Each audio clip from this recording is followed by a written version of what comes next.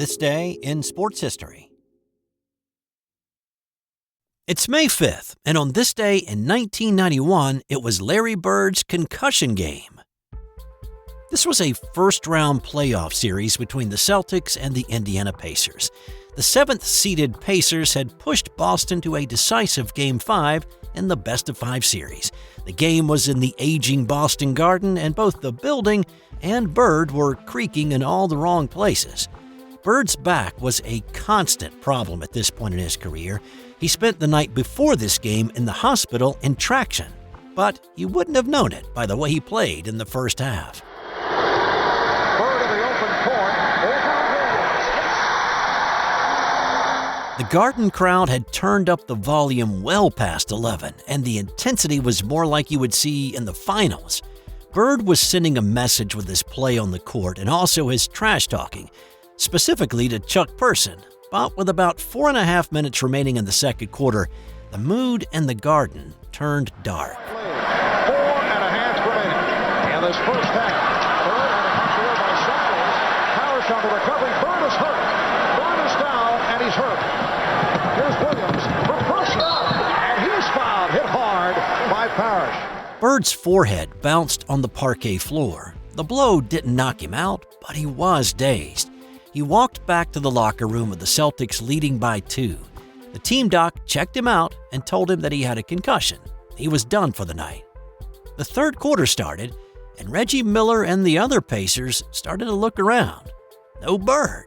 The Pacers had hope. Start to third, no Larry.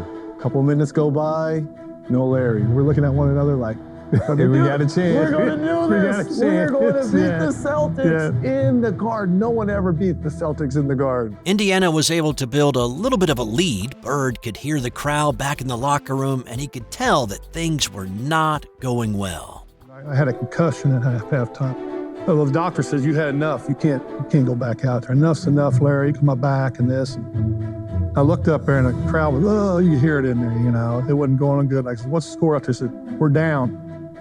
I went to the doc. I said, I got to try this. He said, well, if you get dizzy and all this, come back in. And I go out there, and of course the crowd gets pumped up. It was his Willis Reed moment. When he walked out, the Garden crowd went friggin' nuts. And here comes Larry Bird. As Michael Williams is quoted by Robert Parrish. Now, if you remember the Willis Reed game, you'll know that he only scored 4 points that night. It was the emotional lift more than his offensive output that inspired the Knicks upon his exit from the locker room. Well, on this night, Bird provided both inspiration and buckets. They yell a little bit, they come right back at you. Bird on the reverse, and it counts. Right 3 inches to Bird, who's trying to post them up through the foul. Yes, and it counts. The Celtics went on a 33-14 run to retake the advantage and then stretch out the lead. Bird had 12 in that stretch, and when he wasn't scoring, he was dishing and disrupting. The Pacers made it close, but they couldn't overcome what was happening in the old Garden. Larry Legend finished with 32 that night, and Boston won 124-121 and moved on to the second round. This episode is brought to you by the Sterling Soap Company. Sterling Soap is 100% natural, and with a variety of bath soaps, shave soaps, beard balm, lotions, cologne, and many more personal care products in a large variety of scents, you're sure to find something that's perfect for you or that special someone in your life. Check them out at sterlingsoap.com. If you built a museum to house all the great moments in the NBA, the Celtics would need their own wing. The Charlotte Hornets could probably put all of theirs into a broom closet. But we'll pull one of those out of the closet from this day back in 1993. This was Game 4 of the first-round playoff series between the Celtics and the Hornets. Charlotte had a 2-1 lead in the series, and they were playing at home in the Hive with a chance to close it out. Now, Bird had since retired after the '92 season, but the Celtics still had Kevin McHale and Robert Parrish. McHale had signaled the end of his career was coming after Boston's season ended. His feet had been causing him problems for a few years, and he had come close to hanging up the number 32 jersey prior to the season. He recently admitted he played the final 2 months of the '87 season with a fractured ankle. Alonzo Mourning was one of the young stars in the league at this point, and it was hoped that he would be the complementary piece to Larry Johnson to bring an NBA title to the Queen City. Towards the end of the third quarter, the Hornets had built a 19-point lead. It looked like they were ready to run away with it. Mourning was sprinting down the court and finding himself wide open time and again for easy layups, with an aging Parrish struggling to keep up. McHale came off the bench and was part of the Celtics' comeback in the fourth quarter. And McHale with the right-handed hook. Kevin's first 2 of the second half. He has 8 for the ball game. Parrish, Xavier McDaniel, and D. Brown all contributed to the run, and Boston kept chipping away at the lead until, with just over a minute to play, they'd cut it down to a 1-point game. And then, Sherman Douglas picked Grandmama's pocket. Waiting to the last second to try to get their shot against the clock.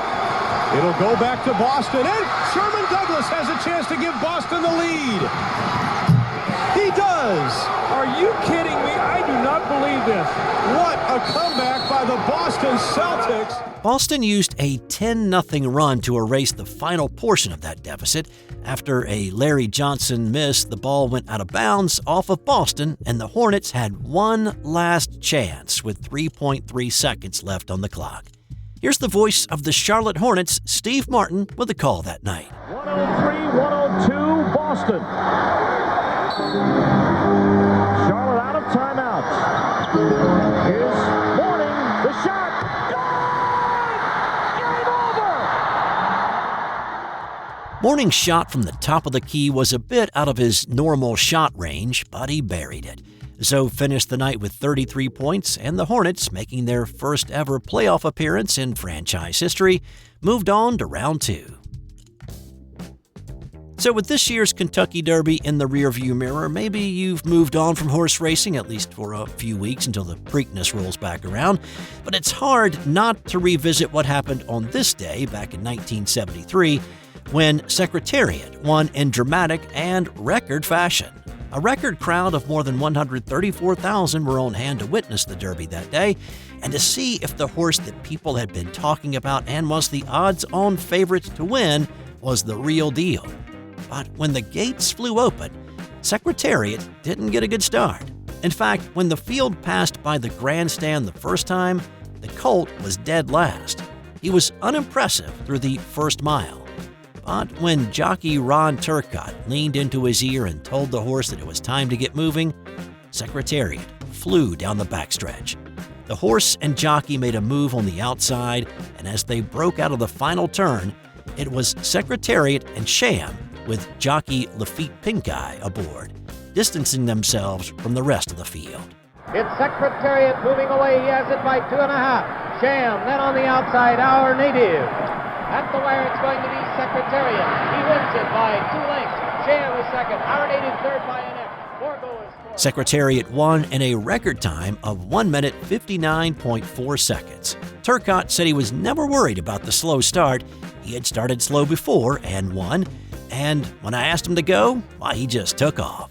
It was a closing kick that nobody had ever seen, though. But this was only the first of a 3-part show that Secretariat would put on in 1973. On this day in 1904, it was 37-year-old Cy Young pitching the first perfect game in the 20th century.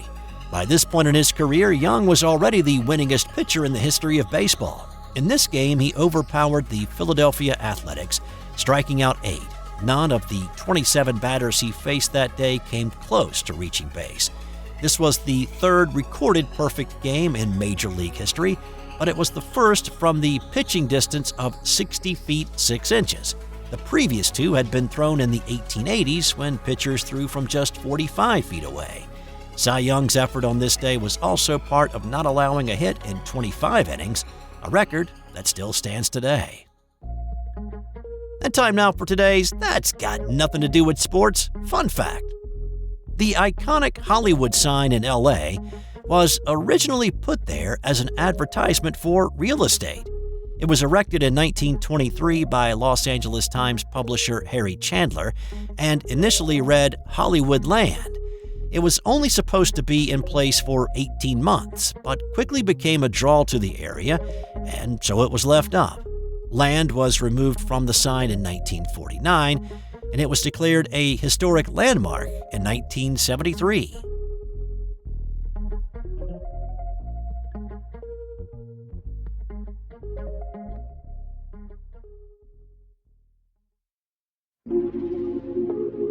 This has been an original Thrive Suite production.